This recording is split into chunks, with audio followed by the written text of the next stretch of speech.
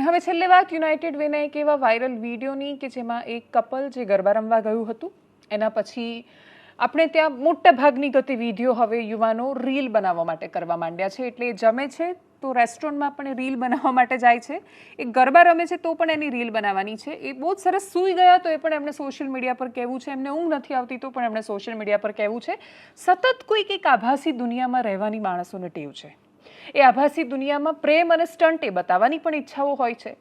એ ઈચ્છાઓને તાબે થઈને યુનાઇટેડ વેના ગ્રાઉન્ડમાં એક છોકરો અને છોકરી હવામાં ઉછળીને સરસ રીતે સ્ટન્ટ કરતાં કરતાં એમની ફિઝિકલ ફિટનેસ બહુ જ સરસ હતી, પણ એ બંને એકબીજાને કિસ કરતા હતા અને કિસ કરતા હતા એનો વિડીયો વાયરલ થયો.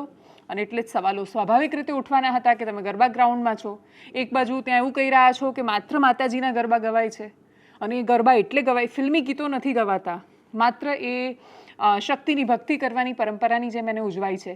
તો એ જ ગરબાના ગ્રાઉન્ડમાંથી એ તસવીરો શું કામ સામે આવી રહી છે, પ્રતિક્રિયાઓ આવી છે એના પર, કરીએ એના પર નજર. કેમ કે આપણા ધર્મની અંદર, આપણા જ લોકોની અંદર આ રીતની ભાવનાઓ કેમ જાગૃત થઈ છે? આ રીતની અગર ભાવનાઓ છે તે ભાવનાઓની સામે અમારો સખ્ત વિરોધ છે. કેમ કે આ કૃત્ય જેને પણ કર્યું છે, આ કૃત્ય જે બી વ્યક્તિઓએ કર્યું છે, પહેલાં તો સરકારને અને પોલીસ પ્રશાસનને કહેવા માંગુ છું કે કાયદેસર જેટલી બી કલમ કે જે પણ લાગતું હોય, ધર્મ વિરોધી પ્રવૃત્તિ છે સાહેબ. આ મંદિરનું પ્રાંગણ છે અને પ્રાંગણમાં આવા ધતિંગ કરો છો. અગર તમને હિન્દુ ધર્મ ન ફાવતો હોય ને સાહેબ, તો તમે બીજા ધર્મમાં જઈ શકો છો, તમારી પાસે બીજા રસ્તા બહુ છે. પણ હિન્દુ ધર્મમાં તો દેવી દેવતાઓનું અપમાન અમે કદાપી નહીં ચલાવી લઈએ. ને નવરાત્રિમાં તમે આ કૃત્ય કર્યું છે એ તો માએ નહીં છોડે તમને. પણ આ રીતની જો ભાવનાઓ જાગૃત થઈ છે તો ક્યાંક ને ક્યાંક આપણા હિન્દુ સમાજ માટે આગાડી જતા ક્યાંક ને ક્યાંક મુસીબતના સંકેતો છે. શું છે?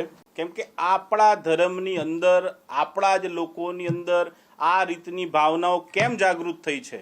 આ રીતની અગર ભાવનાઓ છે તે ભાવનાઓની સામે અમારો સખ્ત વિરોધ છે. કેમ કે આ કૃત્ય જેને પણ કર્યું છે, આ કૃત્ય જે બી વ્યક્તિઓએ કર્યું છે, પહેલાં તો સરકારને અને પોલીસ પ્રશાસનને કહેવા માંગુ છું કે કાયદેસર જેટલી બી કલમ કે જે પણ લાગતું હોય, ધર્મ વિરોધી પ્રવૃત્તિ છે સાહેબ. આ મંદિરનું પ્રાંગણ છે અને પ્રાંગણમાં આવા ધતિંગ કરો છો.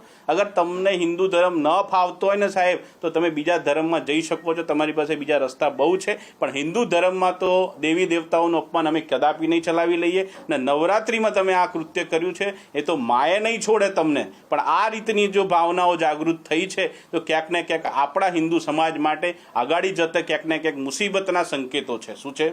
એનાલિસિસમાં અત્યારે બસ આટલું. જો આપ અમને યુટ્યુબ પર જોઈ રહ્યા છો તો સબસ્ક્રાઇબ કરો, ફેસબુક પર જોઈ રહ્યા છો તો ફોલો કરો, વિડીયોને શેર કરો. નમસ્કાર.